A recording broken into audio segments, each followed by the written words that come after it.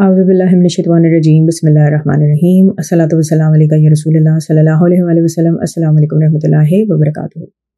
مجھے بہت خوشی ہوتی ہے کہ جب آپ لوگ اپنی آواز میں اپنے دروش کے واقعات شیئر کرتے ہیں، اور خاص طور پہ جو حقیقی زندگی سے واقعات تعلق رکھتے ہیں،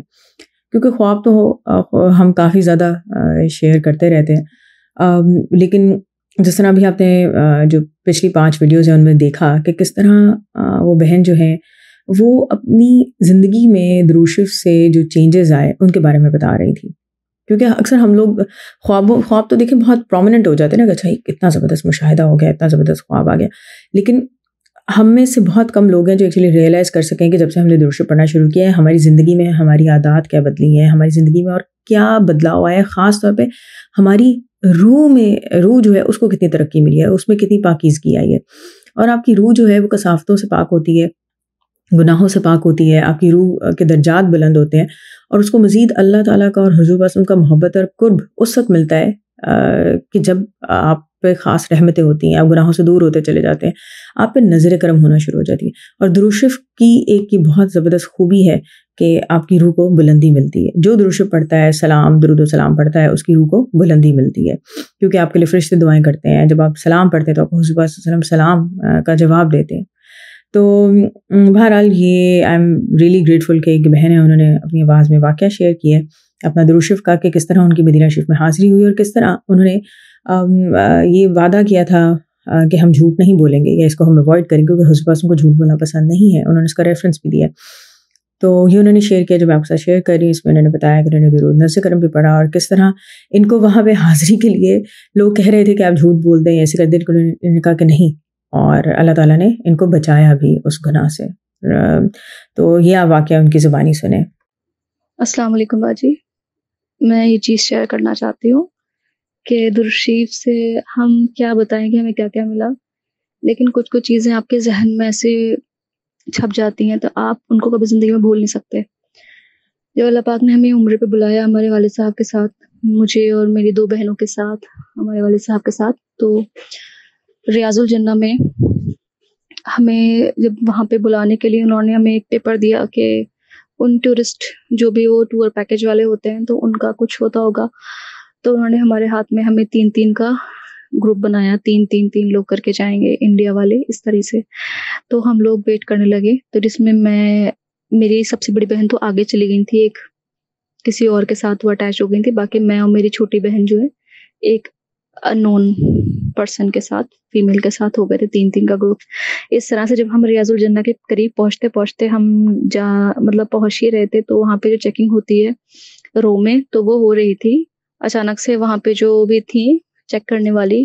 عرب کی، تو انہوں نے ہمارا پیپر دیکھا، تو انہوں نے ہم سے پوچھا، اچھا جب انہوں نے ٹورسٹ والوں نے ہمیں پیپر دیا تھا تو کہا تھا آپ پیپر لے کے جائے گا، آپ کی انٹری ہو جائے گی۔ ہمیں کچھ نہیں معلوم اس چیز کے بارے میں، ہم نے کہا ٹھیک ہے، ہم ایسے چلے گئے اور ہم پڑھتے جا رہے تھے اپنا۔ اور پھر اس کے بعد انہوں نے کہا کہ جو چیکنگ کر رہی تھی، انہوں نے کہا آپ کا نام، تو میں نے اپنا نام بتایا، میری سسٹر نے اپنا نام بتایا، انہوں نے کہا یہ تو آپ کے نام ہے ہی نہیں، دس از ناٹ یور نیمس، اور انہوں نے الگ نام پڑھ کے بتایا۔ ہم شاکڈ ہو گئے کہ یہ پیپر تو ہمیں دیا ہے اور پیپر اس پہ نام کیسے ڈفرینٹ ہے۔ خیر، تو انہوں نے کہا نہیں آپ نہیں جا سکتی۔ ہم آپ کو بتا نہیں سکتے کہ ہم روضہ رسول صلی اللہ علیہ وسلم کے بالکل قریب سے ہو گئے، ہمیں واپس کر دیا گیا، اور یہ چیز ہمیں اتنی زیادہ تکلیف دہ ہوئی کہ ہم انتظار میں تھے کہ ہم ریاض الجنہ میں جائیں گے۔ ایک طرح سے مائنڈ میک اپ بھی تھا، ایک طریقے سے یہ تھا کہ ہم ڈر بھی رہے تھے، خوف بھی آ رہا تھا، ہر طرح کی چیزیں تھیں۔ لیکن جب ہم اتنے نزدیک ہو کر پاس سے ہمیں واپس لوٹا دیا گیا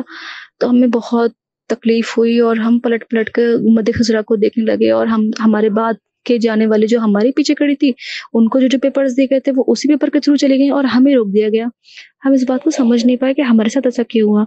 خیر ہم واپس آ گئے، ہم نے ان سے ٹورسٹ والوں سے کچھ نہیں کہا، پھر انہوں نے ہمیں روکا کہ باجی آپ کیوں واپس آ گئے؟ ہم نے کہا انہوں نے ہمارا پیپر لیا اور ہم سے کہا کہ ہمارے نام بتاؤ، تو ہم اپنے نام بتائے، تو انہوں نے کہا نہیں آپ کو یہ نام جس پہ پیپر پہ لکھے ہیں آپ نے وہی نام بتانے ہیں۔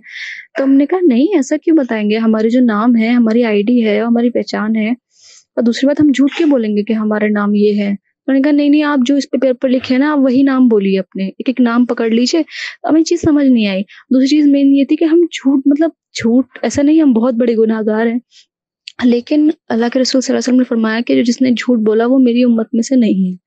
دھوکہ دیا اور جھوٹ بولا. تو یہ باتیں ہمیں بہت ہی مطلب اللہ کے کرم سے بار بار ریمائنڈ ہوتی رہتی تھی کہ جھوٹ نہیں بولنا ہے, کوشش کرنی جھوٹ نہیں بولنا ہے کبھی زندگی میں. تو ہم نے بولا کہ بھائی جھوٹ نہیں بولیں گے, ہم جھوٹ بول کر ہم اندر حاضری کے لیے نہیں جائیں گے. تو انہوں نے کہا کہ نہیں باجی ایسا نہیں ہوتا ہے, آپ کو قدر نہیں ہے وہاں جانے کی, لوگ تو روتے ہیں تڑپتے ہیں اندر جانے کے لیے. اور وہ اس بات میں مجھ سے بحث کرنے لگے. ہم نے کہا نہیں, ہم جھوٹ بول کر نہیں جائیں گے, وہاں پہ جھوٹ بول کر نہیں جائیں گے. ہمیں حاضری نہیں ہو رہی ریاض الجنہ میں, ہمیں کوئی بات نہیں ہے, آقا جان چاہیں گے تو ہمیں ویسے ہی بلا لیں گے, ان کا حکم ہو جائے گا, لیکن ہم جھوٹ بول کر نہیں جائیں گے. انہوں نے کہا نہیں نہیں, آپ ایک کام کیجیے, آپ پھر سے ٹرائی کیجیے. ان کے ساتھ والے اور تھے. تو ہم نے کہا دیکھیے ہم آپ سے بھی کوئی گلا شکوہ نہیں کرتے ہیں کہ آپ ہمیں کیوں ریاض الجنہ میں ہمیں کیوں اندر نہیں پہنچوا پا رہے, ہمیں آپ سے بھی کوئی شکایت نہیں ہے, لیکن ہم جھوٹ بول کر نہیں جائیں گے. لیکن وہ ان کو بہت زیادہ برا لگا اس چیز کا. تو انہوں نے کہا کہ ٹھیک ہے آپ ایک بار ٹرائی تو کیجیے. تو ہم نے ان سے ڈیل کری کہ دیکھیے بھائی, اگر وہ ہم سے سوال کرتی ہیں اور ہم سے نام پوچھتی ہیں, ہم اپنا ہی نام بتائیں گے. اگر وہ ہم انٹری کرتی ہیں تو ہمیں کوئی دقت نہیں ہے, اور انٹری نہیں کراتی ہیں تو بھی ہمیں کوئی دقت نہیں ہے. لیکن آپ بھی اس چیز سے فلی مطلب سیٹسفائیڈ ہو جائے گا کہ آپ نے کوئی غلطی نہیں کی, ہماری حاضری ہی نہیں تھی, ہم یہ سمجھ لیں گے. انہوں نے کہا ٹھیک ہے. لیکن انہوں نے ہمیں چند باتیں اچھی خاصی سنا دی کہ آپ کو تڑپ نہیں ہے, آپ کو اندر جانے کی طلب نہیں ہے. تو ہم ان سے کیا بولتے کہ اندر جا کر بھی کیا جھوٹ بول کر جو آپ صلی اللہ علیہ وسلم نے منع فرمایا اس چیز کو کر کر ہم اندر جائیں گے تو ہمیں کیا ملے گا. تو خیر ہم جب دوبارہ نکلے تو بہت تکلیف تھی کہ ایک بار تو واپس لوٹا دیے ہیں, اب پھر سے نہ لوٹا دیے جائیں. تو ہم پھر اپنا حضور پاک صلی اللہ علیہ وسلم کی طرف توجہ کر کے کہ آقا جان نظر کرم کرے, اور اس طرح سے کر کے پھر جنہوں نے ہمیں واپس کیا تھا انہوں نے ہمارا پیپر دیکھا اور ہمیں کچھ نہیں بولا, اور ہم سیدھے سیدھے ڈائریکٹ اندر ریاض الجنہ کی طرف آگے بڑھ گئے. اور یہ ہمارے لیے شاکنگ تھا کہ جب ہمیں پہلی بار روکا گیا تھا تو ہمیں روکنے کے بعد جو دوسری لیڈیز تھیں ہمارے پیچھے فیمیلز تھیں ان کو نہیں روکا گیا اور ان کو آگے جانا دیا گیا. اور جب ہم واپس ہمیں لوٹ کر آیا وہی سب چیزیں پروسیس ہوئی, لیکن ہمیں پھر سے اتنی آسانی سے انٹری مل گئی. تو پھر بعد میں جب حاضری کے بعد جب ہم نے میری سسٹر نے بیٹھ کے سوچا تو ہم نے سوچا کہ یہ شاید ہمارا ٹیسٹ تھا, کیونکہ ہمارا اللہ کی کرم سے اس چیز پہ بہت زیادہ فوکس رہتا ہے کہ ہم جھوٹ نہ بولیں, اور ہم دوسروں کو بھی اس چیز کو لے کے بہت ہی یاد دلاتے ہیں کہ آپ کوشش کریں جھوٹ نہ بولیں, کیونکہ جو چیزیں ہمیں آپ کی امت سے ہٹا سکتی ہیں, امتی ہونے سے دور کر سکتی ہیں, کہ جھوٹ بولنا, دھوکہ دینا, تو ہمیں ان چیزوں کو کبھی نہیں کرنا انشاءاللہ. تو یہ چیز ہمارے لیے بہت ہی زیادہ یادگار رہی کہ ہمیں ریاض الجنہ کے پاس آ کے ہمارا اتنے قریب آ کے ایک شاید ٹیسٹ, ہم اس ٹیسٹ کے لائق تو نہیں لیکن ہمارے ساتھ ہی ہوا. ہمارے سے نہ جانے والی پہلے عورتوں کو کچھ کہا گیا اور نہ ہمارے پیچھے جانے والی عورتوں کو کچھ کہا گیا, بس ہمیں روکا گیا اور ہمارے ساتھ ہی سارا معاملہ ہوا اور ہماری بحث ہوئی جھوٹ نہ بولنے پہ. اور وہ ہمیں اتنا فورس کر رہے تھے کہ جھوٹ بول دیجیے گا, حاضری کے لیے جھوٹ بول دیجیے گا, لیکن ہم نے اس چیز کو نہیں, کوئی بات نہیں. میری بہن چھوٹی ہے, وہ بہت ہی پرہیزگار ہے, مجھے اس سے بہت ہمت ملی, میں تو اس لائق نہیں لیکن اس سے مجھے بہت ہمت ملی جو ہم نے سوچا کہ نہیں ہم جھوٹ بول کر نہیں جائیں گے. اور اس کے بعد مین چیز یہ ہے کہ ریاض الجنہ میں جانے کی ہم لوگ ضد تو کرتے ہیں, لیکن جو میرے والد صاحب کہتے ہیں کہ جتنا ہو سکے ادب سے بیٹھو, دور ہو کے بیٹھو, ڈر کر بیٹھو, صحن میں بیٹھو, بالکل پیچھے ہو کر بیٹھو, اور جتنا ادب میں رہو گے اتنا زیادہ قربت پاؤ گے. تو ہمیں یہ چیز پہ زیادہ فوکس اللہ کے فضل و کرم سے ہمیں